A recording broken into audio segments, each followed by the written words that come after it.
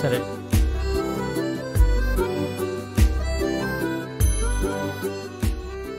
బుజ్జి, అక్కడే నిలబడిపోయావే, ఇటు వచ్చి కూర్చో.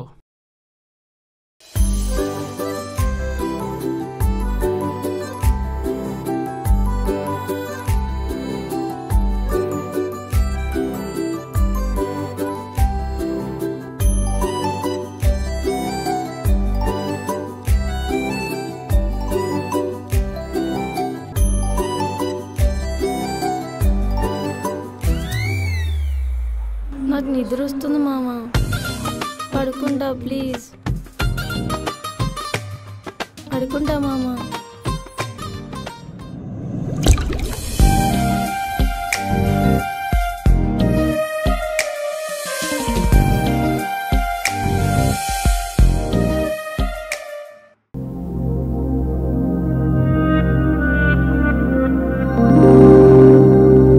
ఏంట్రా ఒక్కడివే కూర్చున్నావు? అదెక్కడుంది? తిన్నావా? నా కోసం ఏమైనా ఉంచారా? మొత్తం తినేసారా? ఏంట్రా అన్నమంతా అలానే ఉంది, ఇద్దరు భోంచేయలేదా? రేయ్, నా పాటికి నేను వాగుతున్నాను, నువ్వేం మాట్లాడలేదు. అరే నిన్నేరా. అత్తకెలా ఉంది? అత్తకు బానే ఉంది, మీరేంటి భోంచేయలేదు? సరే నేను బయటికి వెళ్తున్నా. రేయ్, భోంచేయకుండా ఈ టైంలో ఎక్కడికి రా? ఏంటి వీడు ఏం పట్టించుకోకుండా వెళ్ళిపోతున్నాడు? ఇంతకీ ఇదెక్కడుంది? ఆద్యా, ఆద్యా,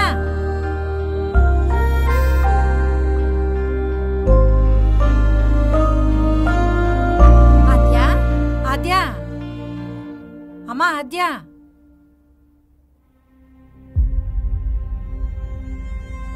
ఏమైందే? ఎందుకు ఏడుస్తున్నావు?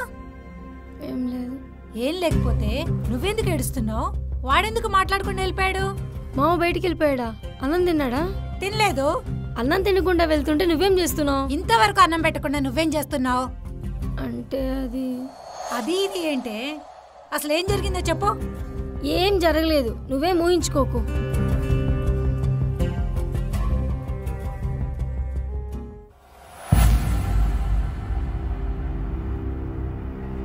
మామా, ఏంటి మామ ఒక్కడవి ఇక్కడేం చేస్తున్నావు? బుజ్జి, నేనంటే ఇష్టం లేదా? అదేంటి మామ అలా అడుగుతున్నావు? నువ్వంటే నాకు చాలా ఇష్టం. మరెందుకు ఇలా ఉంటున్నావు? నేనెలా ఉన్నాను? బానే ఉంటున్నాను కదా. బానే ఉండడం అంటే మంచిగా మాట్లాడడం, నవ్వుతూ ఉండడం కాదు, ప్రేమగా ఉండటం. ప్రేమగా లేనని ఎందుకు అనుకుంటున్నావు మామ? నేను అనుకోవడం ఏంటి? అది నీ మనసుకు కూడా తెలుసు. ముఖ్యంగా నువ్వు ఎలా బిహేవ్ చేస్తున్నావో నీకు బాగా తెలుసు. అదేం లేదు మామ, నువ్వేదో పొరపాటును అనుకుంటున్నావు. నేను పొరపాటుగా అనుకోవట్లేదు బుజ్జి. అసలు మన ఇద్దరం భార్యాభర్తలం, అది తెలుసా నీకు? అసలు భార్యాభర్తలు అంటే ఎలా ఉండాలో, ఎలా ఉంటారో తెలుసా నీకు? పైకి బాగానే ఉంటావు, నవ్వుతూ మాట్లాడతావు, మీ అమ్మ కంటే నేనే ఎక్కువ అన్నట్టుగా ఉంటావు. కానీ నేను ఒక భర్తగా నీ దగ్గరికి వచ్చినప్పుడు విచిత్రంగా బిహేవ్ చేస్తుంటావు. అసలు అది నేను ఎలా ఫీల్ అవ్వాలో నాకే అర్థం కావట్లేదు. నీకేదన్నా నిజంగా ప్రాబ్లం ఉంటే నాతో చెప్తే అర్థమవుతుంది కదా. ఏం ప్రాబ్లం లేదు మామ, నాకు నిద్ర వస్తుంది, పడుకుందాం పదా. ఎన్ని రాత్రులు ఇదే మాట చెప్తావా ఆద్య? ఇలా నిద్రపోతే భార్యాభర్తల బంధానికి అర్థం ఏంటి? అసలు పెళ్ళెందుకు చేసుకున్నాం బుజ్జి? అక్కేమో మన ఇద్దరం చాలా సంతోషంగా ఉన్నాం అనుకుంటుంది. నువ్వు ఇలా ప్రవర్తిస్తున్నావు అని తెలిస్తే అక్కెంత బాధపడుతుంది.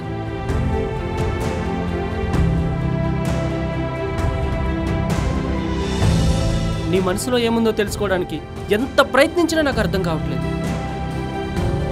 అసలు ఒకవేళ పెళ్ళంటే ఇష్టం లేకపోతే ముందే చెప్పు ఉండాల్సింది కదా. పెళ్లి చేసుకోవడం ఎందుకు? ఇలా అందరినీ బాధ పెట్టడం దేనికి?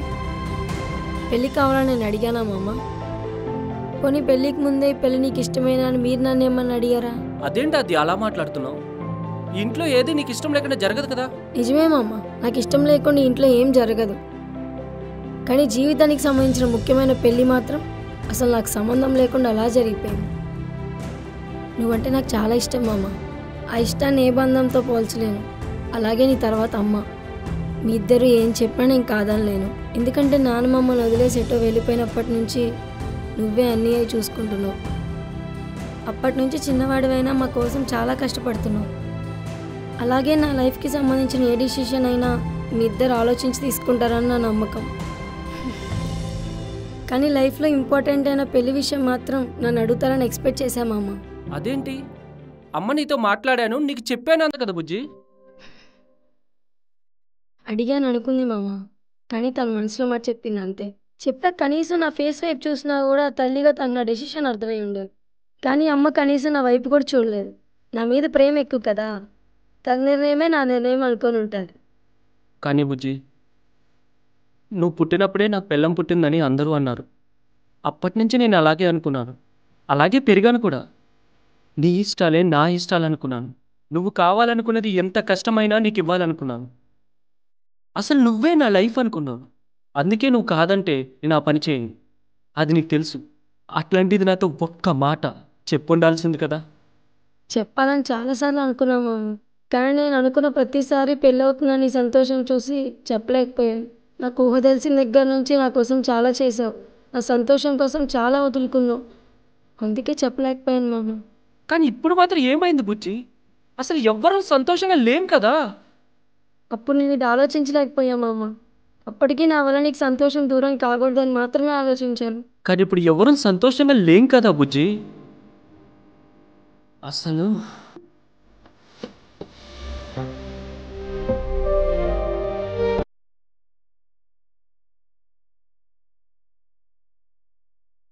ఎక్కడికి మామ?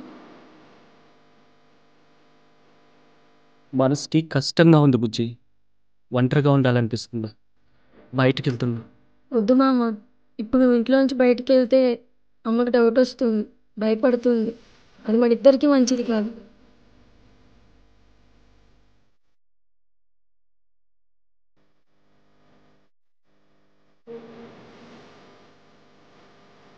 వెళ్దాం పద మామ.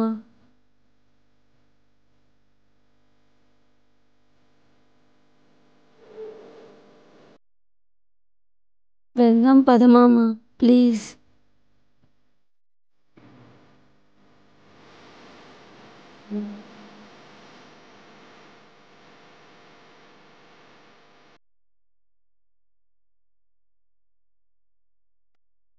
అమ్మా, ఏం చేస్తున్నావు? నీకు టిఫిన్ పెడుతున్నానే. నాకు టిఫిన్ పెట్టట్లేదు, డైనింగ్ టేబుల్కి పెడుతున్నావు.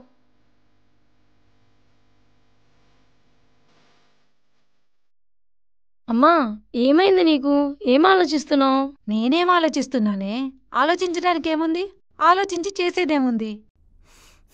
ఏంటమ్మా, పొద్దునే స్టార్ట్ చేసావా నీ ప్రవచనాలు? రే, టిఫిన్ చేసేళ్ళరా. రే, చెప్పేది నీకేరా.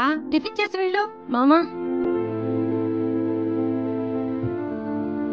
అమ్మ పిలుస్తుంది మామా. ఏంటక్క? టిఫిన్ చేసేళ్ళరా. ఆకలిగా లేదక్క. తినకుండా వెళ్తే ఆకలేస్తుంది మామా. సరే.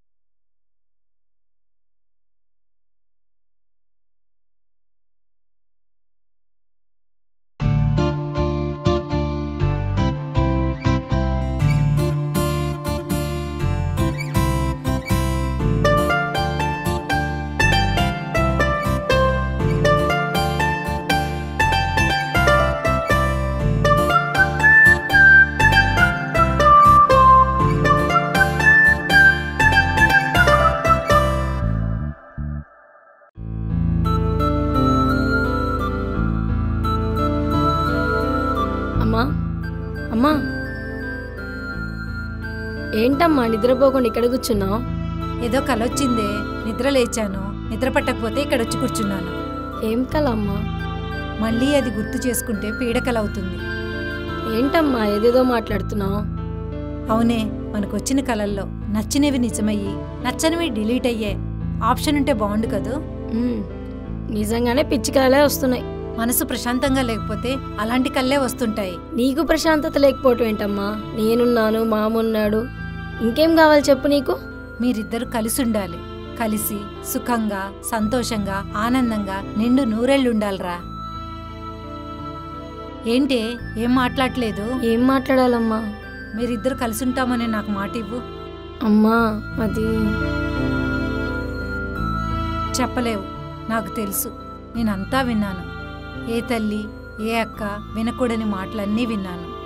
ఇక ప్రశాంతత ఎక్కడుంటుందే? మీరిద్దరు నాకు 2 కళ్ళు అనుకున్నాను, కానీ ఆ 2 కళ్ళు ఎప్పటికీ కలవు అన్న నిజాన్ని మర్చిపోయాను. నాదే తప్పు. అది కాదమ్మా, నీ మాటకి మామ మాటకి నేను ఎప్పుడు ఎదురు చెప్పలేదు. అందుకే పెళ్ళికి తలంచాను. నేను మామని ఎప్పుడు ఆ దృష్టితో చూడలేదమ్మా, చూడలేను కూడా. తప్పు నీది కాదమ్మా.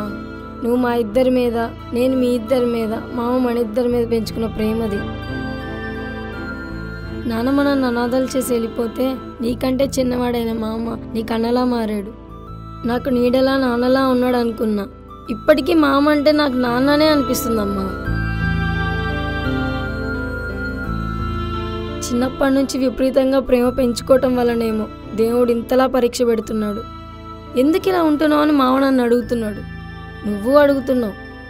కానీ నా మనసు అడిగే ప్రశ్నలకి, నా మనసు వెతికే సమాధానాలకి, నా మనసు పడే నరక యాతనికి ఎవరిని ఏమడగాలో తెలియక నాలో నేనే కుమిలిపోతున్నానమ్మా. ఆద్యా, ఇంతగా పరీక్ష పెట్టి శిక్షిస్తున్న ఆ దేవుడే ఈ సమస్యకు పరిష్కారం చూపియాలమ్మా. అప్పటి వరకు ఊపిరి బిగబట్టడం తప్ప మనం ఏం చేయలేం.